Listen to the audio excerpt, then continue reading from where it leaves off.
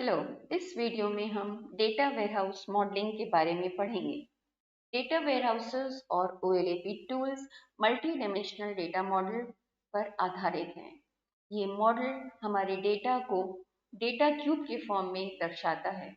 यहाँ हम ऊपर देख सकते हैं कि एक टेबल दी गई है और वो हमारे डेटा का 2D व्यू रिप्रेजेंट कर रही है। इसमें पहला डायमेंशन हमारा टाइम क्वार्टर है और दूसरा डायमेंशन हमारा आइटम टाइप है। और यहाँ पर हम जो ये इंफॉर्मेशन है ये सिर्फ एक ही लोकेशन के लिए है। पर मान लीजिए हमें यही इंफॉर्मेशन जैसे कि क्वांटिटी सोल्ड हमें अलग अलग लोकेशन के लिए भी चाहिए। तब हम क्या करेंगे कि सेम इंफॉर्मेशन और इसके साथ में लगाते चले जाएंगे। तो यहाँ पर हमारे पास ये इंफॉर्मेशन फर्स्ट लोकेशन की, सेकेंड लोकेशन, थर्ड लोकेशन और फोर्थ लोकेशन, इस तरह से हम अपने डेटा का 3D व्यू, जिसमें पहला डायमेंशन हमारा टाइम है, दूसरा डायमेंशन हमारा आइटम है और तीसरा डायमेंशन हमारा लोकेशन है, इसको आसानी से देख सकते हैं 3D व्यू की मदद से। हम अपने डेटा का 4D व्यू भी देख सकते हैं और इसकी ज़रूरत कब पड़ेगी, जैसे मान लीजिए कि हमें अलग अलग सप्लायर्स की भी इंफॉर्मेशन चाहिए। तब हम अपने डेटा को सबसे पहले 3D डेटा क्यूब की मदद से पहले मॉडल करेंगे, जहाँ पर हमारे जो डेटा क्यूब के फर्स्ट डायमेंशन में हमने डिफरेंट आइटम्स रखे हैं, सेकेंड डायमेंशन में हमने टाइम रखा है और क्यूब के थर्ड डायमेंशन में हमने लोकेशन रखी है। अब अगर हमें अलग अलग सप्लायर्स की इंफॉर्मेशन चाहिए तो हम पहले क्यूब में फर्स्ट सप्लायर की इंफॉर्मेशन, सेकेंड क्यूब में सेकेंड सप्लायर से रिलेटेड इंफॉर्मेशन कि भाई कितना अमाउंट बजटेड है या कितना यूनिट उन्होंने सेल किया है, डिपेंडिंग अपॉन दैट कि किस सप्लायर का कितना सामान बिका है, थर्ड सप्लायर का कितना। तो ये जो न्यूमेरिक नंबर्स हैं ये कोई भी एक मेजर को दर्शाते हैं, जैसे अमाउंट सोल्ड, क्वांटिटी सोल्ड इत्यादि। डेटा क्यूब की मदद से हम बहुत सारे काम कर सकते हैं, जैसे कि हमारा जो डेटा क्यूब है ये हमारे डेटा को मॉडल करता है और हम इसकी मदद से अपने डेटा का जो मल्टी डायमेंशनल व्यू है वो भी देख सकते हैं। इसको डिफाइन करने के लिए हमें डायमेंशंस और फैक्ट की आवश्यकता पड़ती है। अब डायमेंशंस क्या हैं?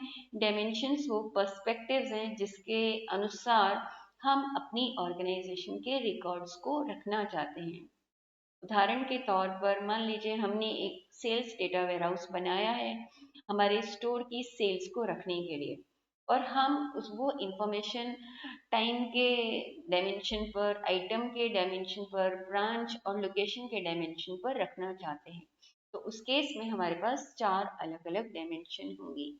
हर डायमेंशन टेबल जो है हर डायमेंशन जो होती है उसके लिए हमें एक डायमेंशन टेबल बनानी होती है जो कि उस डायमेंशन को और फर्दर डिस्क्राइब करती है। जैसे हम कह सकते हैं कि हमारे पास अगर एक डायमेंशन टेबल है आइटम के लिए, तो उसके अंदर आइटम का नाम, ब्रांड, टाइप और सप्लायर टाइप होगा। या हमारे पास कोई डायमेंशन टेबल है टाइम के लिए, तो उसमें day, day of week, month, quarter और ईयर होंगे। इस डायमेंशन टेबल में इन एट्रीब्यूट्स के अलावा एक और कॉलम होगा जिसे कि हम जैसे आइटम टेबल में हम उसको आइटम की कह देंगे या टाइम टेबल में उसको टाइम की कह देंगे।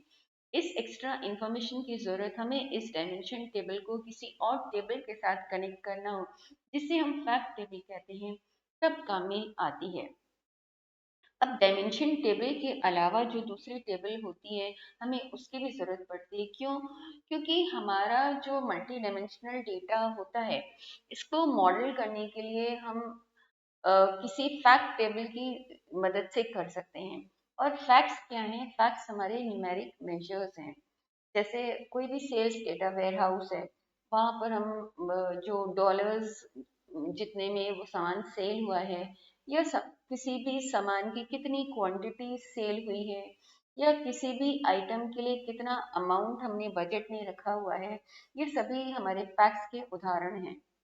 तो फैक्ट टेबल के अंदर क्या होता है, उस फैक्ट के नाम होते हैं और वो मेजर्स, जैसे कि मेजर्स कह सकते हैं या फैक्ट्स के नाम कह सकते हैं, और साथ में कुछ कीज भी होती हैं जो कि हमें उससे रिलेटेड डायमेंशन टेबल से कनेक्ट करने में मदद करेगी।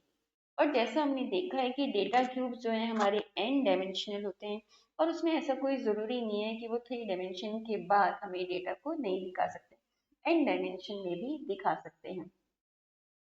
तो फैक्ट टेबल के अंदर दो तरह के कॉलम्स हो गए। पहला कॉलम हो गया फॉरेन की कॉलम, जो कि हमारे टेबल को डायमेंशन टेबल से कनेक्ट करने में मदद करेगा।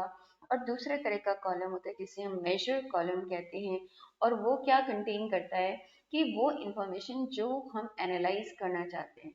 तो उदाहरण के तौर पर यहाँ पर एक सेल्स फैक्ट टेबल दी गई है, जिसमें हमारे पास दो मेजर्स हैं, डॉलर सोल्ड और यूनिट सोल्ड। और हमारे पास चार अलग अलग कीज के कॉलम्स हैं, जो कि चार अलग अलग डायमेंशन टेबल से इस फैक्ट टेबल को कनेक्ट करने में हमारी मदद करेंगे। वीडियो को अंत तक देखने के लिए बहुत बहुत धन्यवाद।